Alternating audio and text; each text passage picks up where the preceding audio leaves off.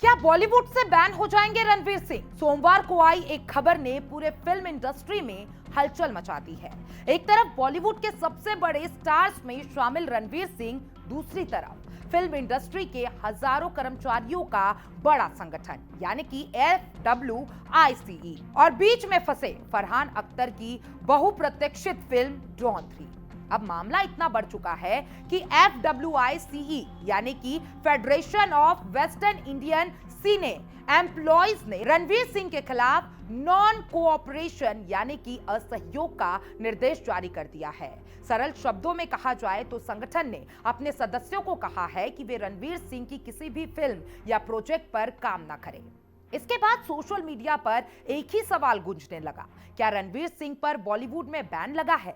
क्या अब कोई उनके साथ काम नहीं करेगा? और सबसे बड़ा सवाल, क्या किसी यूनियन को ऐसे करने का अधिकार भी है? यह विवाद आखिर शुरू कैसे हुआ और FWICE क्या है?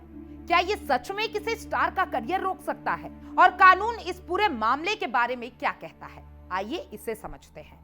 पूरा विवाद फिल्म डॉन 3 से शुरू हुआ है। 2023 में फरहान अख्तर और रितेश साधवानी की कंपनी एक्सेल एंटरटेनमेंट ने डॉन 3 का ऐलान किया था।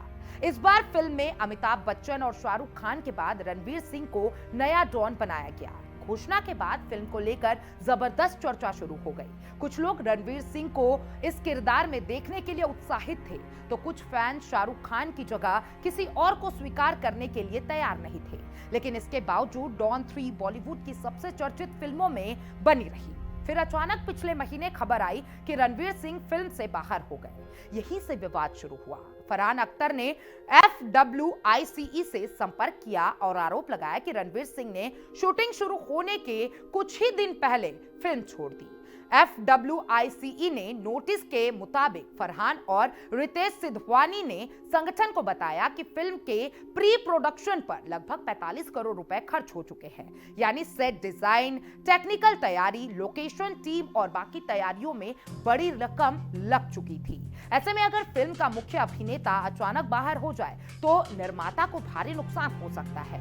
FWICE के अध्यक्ष अशोक पंडित ने सोमवार को प्रेस कॉन्फ्रेंस में कहा कि संगठन ने रणवीर सिंह को कई नोटिस भेजे, लेकिन उनकी तरफ से कोई जवाब नहीं मिला। इसके बाद संगठन ने बड़ा फैसला लेते हुए अपने सदस्यों से कहा कि वे रणवीर सिंह के किसी भी प्रोजेक्ट में काम ना करें। अशोक पंडित ने कहा कि हमारे किसी भी सदस्य या वर्कर को रणवीर सिंह के किसी भी प्रोजेक्ट में काम नहीं करना चाहिए। हमने सभी प्रोड्यूसर से भी अपील की है कि वे इस मामले में एकजुटता दिखाएं। इस बयान के बाद बॉलीवुड में हलचल मच गई। सोशल मीडिया पर कई लोगों ने इसे रणवीर सिंह के खिलाफ बाइकॉट बताया, कुछ ने इसे शैडो बैन कहा है। लेकिन यहाँ सबसे जरूरी सवाल आता है, क्या FWICE सच में किसी अभिनेता को बॉलीवुड से बैन कर सकता है?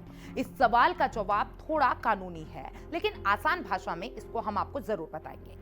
FWICE यानी कि federation of western Indian cine employees एक यूनियन है। इस संगठन में फिल्म इंडस्ट्री से जुड़े कई कर्मचारी, तकनीशियन, वर्कर, जूनियर आर्टिस्ट और अलग अलग विभागों के लोग शामिल हैं। ये संगठन अपने सदस्यों के अधिकार और कामकाजी हितों के लिए काम करता है, लेकिन FWICE कोई सरकारी संस्था या कानूनी रेगुलेटरी बॉडी नहीं है, यानी ये कोई सेंसर बोर्ड या अदालत नहीं है जो किसी अभिनेता पर आधिकारिक बैन लगा सके। कानून के अनुसार ये सिर्फ अपने सदस्यों को सलाह दे सकता है कि वे किसी के साथ काम करें और किसके साथ काम नहीं करना है, लेकिन ये किसी को मजबूर नहीं कर सकता। इस बात को 2017 के एक बड़े केस में भी साफ किया गया था। उस समय निर्माता विपुल अमृतलाल साहब ने कंपटीशन कमीशन ऑफ इंडिया यानी कि CCI में शिकायत दर्ज कराई थी। उन्होंने आरोप लगाया कि FWICE और कुछ प्रोड्यूसर संगठनों के बीच हुए समझौते में ऐसे नियम थे जो प्रतिस्पर्धा के खिलाफ थे। उस मामले में CCI ने फैसला दिया कि FWICE किसी निर्माता या कलाकार पर ऐसे दबाव नहीं बना सकता कि सिर्फ उसके सदस्य को ही काम पर रखा जाए।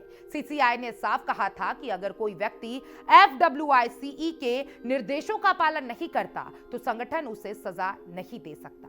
यानी कानून के हिसाब से FWICE रणवीर सिंह के खिलाफ अपील तो कर सकता है, लेकिन पूरी फिल्म इंडस्ट्री को उन्हें बैन करने के लिए मजबूर मजबूर नहीं कर सकता। इसका मतलब ये भी है कि अगर कोई निर्माता रणवीर सिंह के साथ काम करना चाहता है तो वो काम कर सकता है। अगर कोई तकनीशियन या कर्मचारी रणवीर सिंह की फिल्म में काम करना चाहता है तो उसे कानूनी रूप से रोका नहीं जा सकता और अगर जरूरत पड़े रणवीर की फिल्म में FWICE के बाहर के लोगों को भी काम पर रख सकती है। हालांकि ये भी सच है कि FWICE के पास हजारों सदस्य हैं, इसलिए अगर बड़ी संख्या में लोग सहयोग ना करें तो किसी भी फिल्म की शूटिंग मुश्किल जरूर हो सकती है। यानी ये हार्ड बैन तो नहीं है, लेकिन एक तरफ का दबाव जरूर है। अब सवाल उठता है कि आखिर रणवीर सिंह ने ऐसा क्या किया कि मामला यहां तक पहुंच गया। असल विवाद फिल्म छोड़ने के तरीके को लेकर है। निर्माताओं का आरोप है कि रणवीर ने बहुत देर से फिल्म छोड़ी, जबकि फिल्म की तैयारियां लगभग पूरी हो चुकी थी। ऐसे में निर्माताओं का भारी आर्थिक नुकसान हो सकता है। फिल्म इंडस्ट्री में अक्सर ऐसा होता है कि बड़े स्टार्स की तारीखों के हिसाब से शूटिंग प्लान होती है। अगर मुख्य अभिनेता अचानक बाहर हो जाए तो पूरा शेड्यूल बिगड़ जाता है। लोकेशन बुकिंग, सेट, कॉस्ट्यूम और तकनीकी टीम, विदेश शूटिंग और बाकी तैयारियों पर करोड़ों रुपए खर्च हो जाते हैं।